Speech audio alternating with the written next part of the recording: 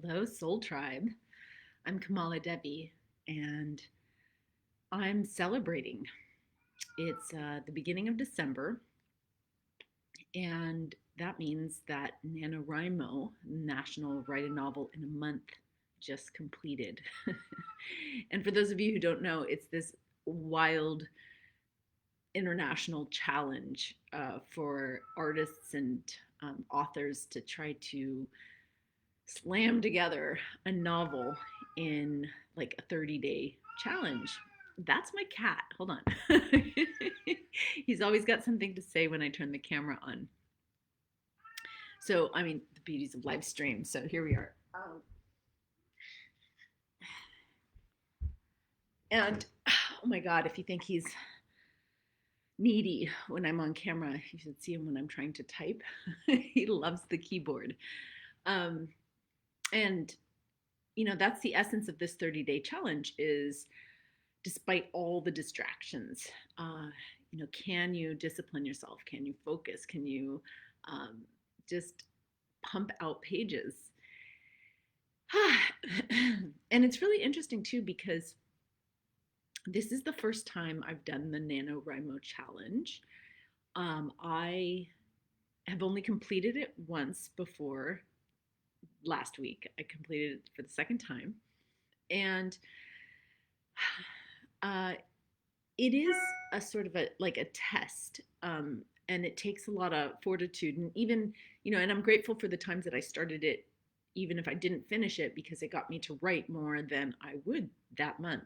200 pages is a shit ton of writing. It's 50,000 words, and I'm a slow writer, so my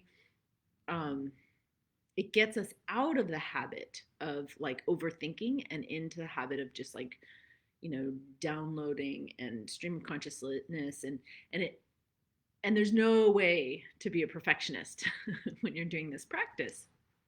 So because you throw the critic out the window so you can write as fast as you can, then you end up building like new pathways, new patterns, and that becomes a training ground. It's just like if you were running a marathon and you were doing sprints, or it's like a cross training for writers. So in the celebration of it, I get to go into the next couple of months working on this new novel. I didn't finish it. I mean, I finished the challenge by word count, but my ultimate goal in this new book is to be about 88,000 words. That's my intention. And, so what I thought I'd do in this video is share a little bit about my process with this novel, just because I wanted to finally come out. I've been in this whole world. I mean, writing really is multidimensional. So there's a huge part of my psyche and my being that's immersed in the world that I built. And then I'm bridging that in order to communicate like with, the world that is Facebook or Instagram, like social media. It's like putting it in town square and saying, hey, I mentioned already I'm pregnant, but this is like looking at the sonogram. It's like, here's my progress. So I'm going to share a little bit about that journey. And then I really want to open to if writers have any questions. Even if you're not a writer and you're like wanting you have a story to tell, if you're wanting to share that with the world. And this is a very powerful time to start thinking about New Year's. We go into this like wormhole at the end of the year, and we winter and we go inward. For those of us who are in the northern hemisphere, otherwise we're summering in the southern, and we're still before the calendar page is turned, before collectively we declare that it's 2021. It's a good time to self-reflect on, what do I want to contribute? What do I want to create? What do I want to put my life force energy towards in the new year? And I know it feels soon. People are like, hey, we haven't had Christmas, what are you doing thinking about the new year? But, especially if you want to write a book, prepping and planning happens like in the psyche first. There's like, there's a receptivity to the ideas and the possibilities. And so this is a good time to really feel into whether or not, uh, this next year would be a good one to birth a book. And for me, I actually didn't think that I would be writing again. I had just finished uh, both Sex Shamans and 52 Fridays got published. So I didn't write the books last year. I was like in this publishing journey. They got published, and I was like, okay, I'm gonna put some attention to marketing and getting them out there. And the experience I had was like, because of the pandemic and other reasons, it's like, why am I pushing upstream when what really wants to flow is more stories?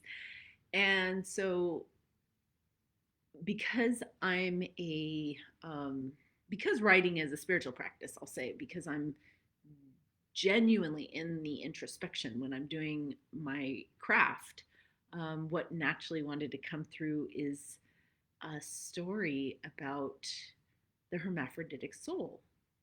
So one of my deep explorations is this, the greater non-physical self that is often the the part of us that's not embodied, that is, includes, the wholeness of the non-binary self, because we live in a binary 3D reality.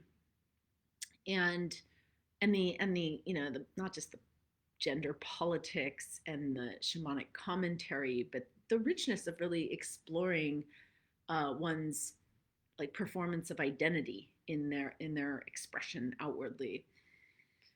And so I've been in this journey, and I've been personally in the journey myself, and then it's reflected back in my characters and what's coming through, which is, not uncommon for artists to be kind of in dialogue with, if they're in a parts conflict, to actually psycho-spiritually work it out on the page.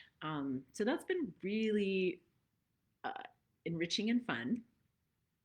And the um so the plot, the piece is about a supernatural sex change, and so that's been a deep exploration. And 200 pages in, I'm still like, in act 2 in the world of this upside down inside out world, listening. And that's the other thing is, one of the most essential debates for writers who, of course, I'm talking about this creative flow and being in the process, and the debate is between plotting and pantsing. And a lot of writers advocate, really having an outline and knowing where you're going, which I'm one of those very structured artists, because when you plot something out, then and I'm a huge advocate of knowing, like, on the map where you're going, and then going into the territory, and then going off the map and being like, whoa, we're off the tracks, we're totally in territory that we didn't know was possible on the just on the planning stage. So we might have an intention, but so much of the spiritual magic of writing is being able to listen to what's uh, the piece itself asking for, what are the characters calling for, and to listen and follow them, and that wisdom, and let that reveal itself. And it's not at all unlike the improvisational practice when you're like, my background in theater often workshopped plays. So before I was a novelist, I laugh at calling myself a novelist, but it's still funny to me. I have a background in performance art, formal education in performance art, and the plays that I wrote, and a handful of plays were mounted. We workshopped them. So as I was writing, I would have an ensemble of actors or performers who would play those characters, and they would often be like, well, I don't feel like my character would say that or do that, or why don't I try this? And it's really funny because if they step into the shoes of that character, they find themselves, inspired to do things that are nothing like themselves. And so I would workshop these plays, and that's, part of the beauty of the collaborative art, because these players became kind of like dream characters, like figments of my own imagination. They got to work through the drama on stage. But in the practice of workshopping, you really learn some improv skills around, okay, well, yes, to whatever's written, and within the world of that play, what else is possible? And you don't want it to be outside of the world of the play. Um, Otherwise, you're really going to confuse the readers. But I just wanted to share that having already mapped out a 88,000 word, novel, the way that I'm writing and where it's going is taking me to places I didn't expect. Shamanic places, like deep dreamscapes in the inner psyche places, which is, the joy of writing. It takes us into ourselves, and then it actually even communicates it beyond us. So that's a little about my journey. I wanted to see if there were any questions or any comments. So I'm going to check. I can also share a little bit about some of the questions that I often get from my writing students. So Sherry says, would love to do this with you and have a couple book ideas. Awesome. Yeah, so I have, in the new year, I want to do a challenge and get a group together, because I have this how to write a book in 90-day challenge. And it takes you through the pre-planning. There's kind of these three phases, which is pre-writing, writing, and then rewriting, which is another whole journey. But since New Year's hasn't started, we'll start at the beginning. In fact, I'd share that Jerry Jenkins, who's a writing coach, says like the number one quality that that separates successful authors from like dreamers is that they start their book. And that's like so obvious and so simple, but so often we don't even start because we're afraid of failure, or we have this like, ooh, where do I start? And then you don't just like commit to like opening that first page. And that's, in a lot of ways, the biggest step, the most important one. So I only have, okay, so, oh, thank you. I look forward, anyone like Sherry who has questions about the actual, like, where do I start? I'm going to put a link to another video that I have that pretty much, should give you some inspiration on getting started. And that's related to my how to write a book in 90-day challenge. So the most common question that I get, with writers, besides a lot of writers want to know, like, when do you write? Where do you write? Like all these kind of technical details. And it's like, it's sort of like asking, like, when do you meditate? Where do you meditate? It's like, you know what? When it works for you in your lifestyle, in a space that inspires you, like that is so unique. When we line up all kinds of authors and successful artists, everyone has their own, process. And most of those processes have certain like similar hacks, which the biggest thing is turning off distractions. So regardless of when and where, it's like, how do I create a space to just dive in? And so I'll speak to that first, since we're like in that author prepares kind of conversation. The preparation looks like getting water, like sharpening your tools, whatever those are, turning off the internet. And there's blockers that you can use. And then even deeper is to meditate or pray or deepen your breath, and to ground yourself so that you're really connected to the source, to your sense of center, and also to the message, the impulse, the inspiration. So I ask myself questions sometimes. I mean, sometimes it's like, boom, I get operating instructions. I just plug in and go, but not always. And those are the rare, unique, awesome moments of writing. Oftentimes I have to kind of prime the pump. And that's with questions like, okay, what am I excited about sharing? What am I curious about? What what lights me up about this character or this story or this setting or whatever it is I'm working on? And to just, to start with the spark of what you're passionate about and to keep following that. And I really want to encourage a regular practice, because the other thing that we find with successful artists is that they actually have scheduled times that they regularly practice. So that's one of the fundamentals. All right, I'm just checking to see if there's any other questions. Otherwise, we're gonna wrap it up. Thank you for all the hearts and celebrations. It's really vulnerable and exciting to share that I'm working on a new novel and to come out with it. I mean, I think I waited for 200 pages in, partly because